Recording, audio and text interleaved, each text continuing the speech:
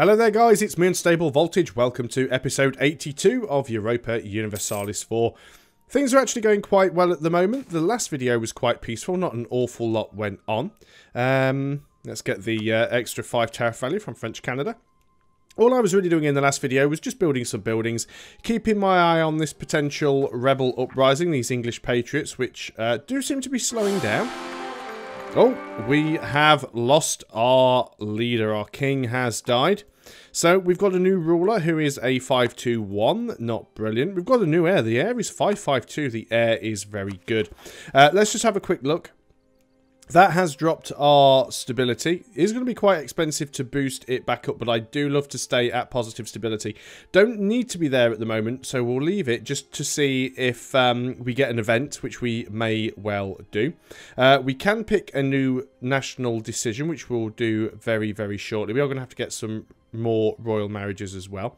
Let's just actually go ahead and do that straight away. So we can pass these, excuse me, we can pass these things here, which would basically give us what? Extra yearly prestige, but the type of government changes to an absolute monarchy. We get less national unrest, we get more discipline, and we get more monthly autonomy change. It all seems good to me. France would get increased centralisation, which means we would get more national unrest. But we're already at -5, and it gives us more monthly autonomy change. I think we're going to go ahead and do that. I think that's a really good thing. And then we can have more tax modifier for more expensive stability cost modifier. If that's the case, then what I am actually going to do is go back on what I've just said. I'm going to boost my stability up now, and then I'm going to go ahead and take that. And I think that will work things out nicely. So we may have to go and get a few more royal marriages with people. Let's just have a look at ourselves and see who we need. There we go. We've got one from Brandenburg. That's one that it saves me doing. Corsica, Portugal, Papal State, Siena. Oh, Great Britain's opinion. Well, I'll just take the prestige because I'm not bothered about Great Britain. Right, where were we? Papal States. Where are the Papal States? You're just down there. That's all you've got left, isn't it? We obviously won't be able to royal marry them anyway because they're a papacy. So, who else did we have left? Got the Commonwealth. Corsica, I think, is a merchant republic, but we'll try it anyway. So, Corsica, Siena, Portugal. So let's go down to Portugal. We would like a royal marriage. And Corsica, we can royal marriage you. And Siena is around, or used to be around here somewhere. Siena. Can't royal marry you because you're a merchant republic, as I thought. Okay, brilliant. So that's all the royal marriages sorted out again. So things aren't going too bad there. We do have a mission which we took just at the start of the last video, which was to build a star fort in Girona. I was already building the defensive buildings in these 4 provinces here because they're all mountainous, and I thought it would give us a very, very good defensive line if we ever go to war with Castile, because we can just put all of our troops in the mountains, and if Castile want to come and get us, they've either got to land ships, which is inefficient, and I think we could probably fight off their navy, or they've got to come through these 3 provinces. And if we can just sit in the mountains, and if we've got really good defenses there that give them, it gives us more supply limits, so we can put bigger groups of men in the mountains, and also gives them more attrition should they actually get a foothold in one. So it looks like Britain's been in a little bit of a war with some of the natives somewhere, but I think we can handle that. Still the potential of getting this this uprising. Our national unrest has changed a little bit. It's actually increased slightly because we have changed our monarchy type. But I don't think that's going to pop. As I said, what I could do over here is actually increase the autonomy. There are a couple of other options. I still need to look up what a client state is. I've never really bothered with client states. I'm not too sure how well they work, but I'm not going to be messing around with that for now. I guess we could go and try and change the culture of Gloucestershire. It's a little bit risky, but we could go ahead and do a culture change. I wonder how much it would cost. It's probably going to be one of the really, really expensive ones. That's if we even can, because it is... it does have nationalism at the moment, so we probably can't even flip it, to be honest. Or is it Lancashire, isn't it? Oh no, we don't have. We have the national unrest in Gloucestershire now because we're standing in Lancashire. There we go. But will it let us flip it? And how much will it cost and how long will it take? No, I can't see it there, so we'll just have to leave that for now. We've lost an advisor, which is our military advisor. We don't even have a rank 3 that we can pick up, which is a real pain. We're doing quite well as far as military goes, so let's just take the cheap guy for now. We can always fire him later on. And let's also just have a look how our points are being distributed. We currently have no focus, which I think is probably fine for now. We're not making much in terms of Diplo. Yeah, we're not making much in terms of Diplo. Why are we actually losing so much power here? Monthly increase for base value. Right, -1 because of the Mining Act and -1 because of colonial expansion. That is fine. Gain 60k manpower or 25 army tradition. We are capped on manpower. In fact, we're actually over our cap on manpower because our military leader well, not our military leader, our military advisor was increasing our cap. So we're actually going to lose some manpower. So what we're going to do is we are going to take the 25 army tradition, and unless I'm mistaken, that should actually put us up to 94.2, almost 100. One of our colonies has become self-sustaining. That is fantastic. That's this one over here. What I'd like to do is, if you can reach, get you over here, because then you can come and we can start trying to box in Castile so that they can't expand over here anymore. I don't think there's an awful lot we're going to be able to do over in these provinces unless the nationalism goes away, which it will do. It'll sort of burn away very, very slowly. There is a chance, of course, but there again, the autonomy goes down at the same time, so it pretty much balances out. But if they do try and, if rebels do pop, we'll go and kill them, and then that'll sort that out for 20 years. So 10 admin power or 10 prestige. Well, both are good, but let's take the prestige. That'll take us up to 100, which is never a bad thing. Got a fair bit of money in the bank. Let's go ahead and grab the Gulf of St. Lawrence trade fleet. And we'll get them upgraded now. So let's move you here into Normandy. That's the Gulf of St. Lawrence fleet. We have another self-sustaining colony, which is this one. So you can actually move up and start colonizing here, just to try and block Castile in. This is still a colony, so at the moment Castile can't expand because this isn't a core. They could still grab something coastal, but they can't move into any of these until that's cored, so we've got a little bit of time there. That Gulf of St. Lawrence fleet, has it arrived yet? Not quite, but it's on its way in, I think. Shouldn't take it too long. Looks like it's getting a bit of attrition. That's just because it's heading a long way across the sea. Then we've still got a few more buildings. Create a fortress. There we go. Gain more army tradition. We now have...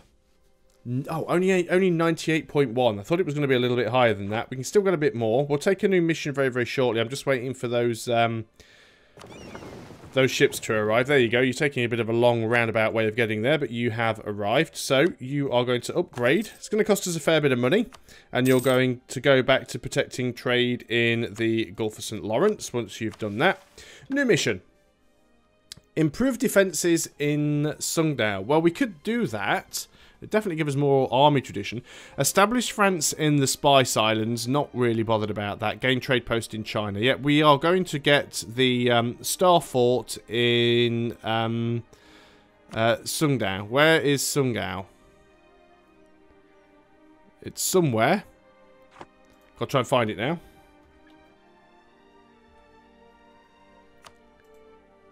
Apparently I'm pretty much staring at it. There it is. So if we go ahead there and go to buildings and we build a star fort, then we'll get some more tradition. Brilliant. So let's go ahead. I still will wait on these. We're not going to be going to war with Castile at any point, you know, shortly. They've all got a fort level of 4 now, apart from Girona, which is 5. So I think we can actually safely leave those for a little while. I still have a little bit of spare money. Let's consider going down here and building these other customs houses where we can. We can actually build both of them. That is pretty much all we can build here in terms of trade. So unless we want to try and grab a bit more land, which is going to be pretty impossible because we've got Portugal strangling us here. We could try and grab trade power from somebody. Portugal's actually afraid of us. Would they actually transfer trade power to us? Another colony has become self-sustaining. Where's trade power? Is it under economy? They would actually... Portugal would actually transfer trade power, it says, but they wouldn't trade much to us. They'd be willing to transfer 42% of their trade power. Well, they definitely should. We've got another colony that has now become self-sustaining. So you can actually now go over to here. So we've got 2 lots of guys heading over because we're going to literally completely box... completely box Portugal in now. Not Portugal, sorry, Castile. So we've already got a colonist on his way out to there. Not sure where all of our colonists are. Yeah, we've got 2 free colonists. So you are going to have... Oh. There's already a colonist out there, and you're going to have a colonist go out to there. So that's a colonist, that's a colonist. That will have a colonist. Okay, so that should get them completely blocked in. That'll help a little bit. There's quite a lot of imperial authority going on in the Empire. We will have to start trying to take some chunks out of them at some point. How are things going on with Great Britain? Do we still have a truce with them? Yes, we do. So we can't go to war with them straight away. Of course, it's worth bearing in mind that they do actually have an alliance with... not bothered about the one with Holland, but they do have an alliance with Austria. So there's not really an awful lot that we can do about that. We can't grab Aachen, unfortunately, because they are an elector. Strange that none of our allies have sort of got involved into any wars. What about Munster? Who are you allied with? You're allied with the Commonwealth. Saxony, Holland. There's a few places that you're allied with. If I were to go to war with you, not that I can, because I don't think I have a CB. Well, I've got the Imperialism CB. Bohemia would come in on your side, as with the Commonwealth. That's a little bit of a shame. It would be nice if we could try and take some of these places. We've certainly had a few bites out of people. What about Tuscany? Tuscany's quite small these days. I bet you really hate me, don't you? But if I was to go in and... if I was to suck up to you enough, would you accept a vassalization? Now remember the Empire, distance between borders and not the same religion. So there's a few negatives in there. They feel threatened towards us, which is good. We could try and suck up to them. There is a possibility things might change. You guys, well, that's never going to happen. Because you're just outraged about us. Siena actually quite likes us. We do have an alliance. Improved relations isn't as good as it can be. They're far too big, though, to be able to... vassalized. But what about Napoli? Napoli's actually... Naples is getting completely wrecked over here at the moment. They're not bothered about us one way or another. Vassalization... No, mainly because that distance between borders, they really are too far away. We could get rid of some of this distance between borders rubbish here if we actually vassalized or annexed Corsica. So we could definitely go ahead and do that. But I think just keeping them there is fine for now. Let's go ahead and take another mission. We can create a fortress in Perineo. So, well, I think we're actually maxed on army tradition now. Yeah, we're actually maxed, but oh well, let's go and do it anyway. So, Perineo, which is here. Again, and this is one of the places that I did actually want to build one. So that's fine. So let's go ahead and build that there. While we're at max army tradition... because we can still have a free military leader, because we can have 3 at the moment. We've only got 2. I don't normally hire one unless I'm at war, because there's a good chance that they might die. But we have quite a bit of military power, and while we're actually ahead, let's go and grab ourselves another general. So let's click yes. Look at that. We have a 6652 general. A 6652. Let me just say that again in case you missed it. That's a 6652 general. That guy's absolutely insane. Let's put him there. Don't really think we need the Conquistador anymore. I'll keep him around. I'm not going to bother getting rid of him because he is still useful. He's got decent stats. He's a 553. So he's not terrible. We'll keep them around. Papal State actually is starting to like me quite a bit. Could we do anything with the Papal State? We do have an alliance with them. Obviously, we will never be able to vassalize them because, you know, they're an elector and they're the Papal State. But keeping them happy is certainly a useful thing. Starting to have a think about wars and who would be good to pick on. We've got to be careful because a lot of people have been forging alliances. We're very, very lucky that we don't really have any problems in terms of a coalition. At least I don't think there is a coalition. If there is, yeah, we've got a lot of aggressive expansion. Look at this. We've got 161 aggressive expansion against Austria, but they're still not coalitioning us because I think we are just too powerful and they don't want to get involved. So there's no real coalition, which means if we do want to take people out, we need to start picking on people that either don't have allies or have very weak allies. And there's quite a few people that have a lot of allies, which make it a little bit difficult to take bites out of them. What about Augsburg? You have now you're allied. This is interesting. Saxe-Lauenburg, not bothered about at all. Weak as. Saxony, not all that bothered about Saxony either. Austria. So we could go to war with these guys and potentially just bring Austria in. Saxe-Lauenburg, where are you guys these days? I never remember where these places are.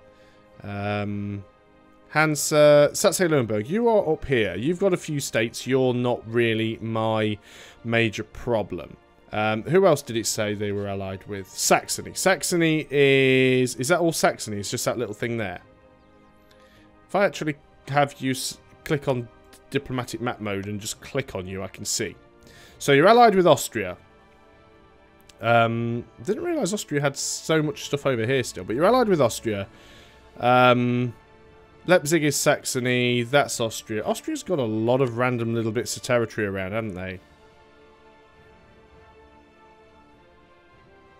We have sort of cut Austria in half. It would be nice to sort of take some more stuff from them. Salzburg could be very, very nice as well. Because this is... I thought this was a good province to take. It's got a 11 base tax. So we could take Salzburg and we could also take some more of this stuff over here. But maybe these are the guys that we want to go up against. Can we actually start a war with them? Obviously we've got the Imperialism CB. Papal State would actually come in on our side. Unfortunately, Bohemia would come in as well, because we would technically be against the HRE, which means we'd be fighting against Brandenburg, which is a royal pain in the neck. Commonwealth would come in on our side. Why would Brandenburg come in on your side? They are part of the Empire. Bohemia will protect them, and Brandenburg is the defender of the Reformed faith. Ah, that's why. So Brandenburg's defender of the faith. I guess we could have taken defender of the Reformed faith if we'd have had enough... money at the time or enough prestige, because then that might have led to some extra wars. So they're probably not going to be the best people to go for. What I will do is I will actually fabricate a claim against them, because we may get an opportunity to take them later on. Our admin advisor has died. What do we want from here? Do we need yearly prestige? It might not be a bad thing, because it does keep dropping. And it'd be nice to get to stay ahead on admin power. So let us go ahead and do that, actually. I was thinking about actually taking the production efficiency guy, but I think we're doing okay in terms of money. We've got one more fleet that we need to upgrade, which is the Bordeaux trade fleet. So let's go ahead and do that. In fact, I think the Bordeaux trade fleet is already done. Yep, there are no ships in this fleet that can be upgraded. Oh, sorry I bothered you then. Back off to Bordeaux you go. So we have 4 fully upgraded fleets. We still... Wow, we're actually getting quite a bit more... we could build another 20 units, actually, which we probably will do. Naval limit, we're still massively behind. So let's go ahead and build a lot more lights. And let's go and grab another stack of 20 men for our army. We might as well do, because we're already at our manpower cap. So it's better to have the standing army now, and then the manpower pool will start to increase and rebuild before we end up in any nasty wars. If we were to go to war with Castile, who are they friends with these days? We don't have any diplomats to send, which is a little bit of a pain. I've just maintained a diplomat there that I didn't want to, so let me sort that out. Okay, looks like a couple of things have just kicked off, so let's just have a quick look at what has popped up and decide what we are going to do. Obviously, I'm not going to be going to war with Castile because of what's just happened, but this will give me an opportunity to have a quick look and decide... decide if I can do anything with them. We are rival to Castile. Castile are allied with Naples, Tuscany, and Quito. Not bothered at all. And they're allied with Portugal. Now, Portugal is my ally. They won't come in on my side, but I think we could take that if we were to do that fight. But we have this call to arms. The nation of the Commonwealth is requesting that we come to their aid with the Commonwealth-Swedish Imperial War against Sweden, and it's a war that the Commonwealth have started. Sweden is allied with Saxe-Lauenburg and the Hansa. Brandenburg is a defender of the Reformed faith and will protect Sweden. I would sooner have Brandenburg as my ally than the Commonwealth, and the reason for that is Brandenburg seem to be a lot stronger and the Commonwealth are a lot weaker these days. I am going to decline. Now, it may be a bad move because that means that the Commonwealth is no longer going to be my ally, which could potentially lead to a coalition triggering against me, but I don't really think I want to go up against Brandenburg and the HRE at this point. Although maybe that was the wrong decision. Maybe what I should have done was actually use that as an opportunity to try and take some stuff from Brandenburg. But if I want to try and take any more stuff out of Austria, I think I need to have Brandenburg on my side. What I will do when I have... Right, you can come back because you have finished. You have finished. I really need to keep a better eye on these. We've got all these people improving relations when they can't do it anymore. We will go and once these guys come back... There we go. We will go and fabricate a claim on Barcelona again. So we may well end up going to war with Castile. Let's just have a look what mission we can take. Improve defences in Ulster for more army tradition. Again, there's probably not an awful lot of point in doing it because our army tradition is maxed. But it's never bad. It's quite easy to do. It's relatively cheap. So let's go ahead, let's go into there and we will build the required building, and it'll make sure we keep our army tradition maxed. It might then be worth going in here and actually turning off the Mining Act policy, but there again, it does give us the extra land leader fire as well as the yearly army tradition. So I think maybe we'll just leave it. We can afford it. It's not costing us an awful lot to do that. But that is probably a really good place to end the video. So thanks a lot for watching, guys. I hope you are still enjoying EU4S France. And I'll see you on the next video. So until then, goodbye for now.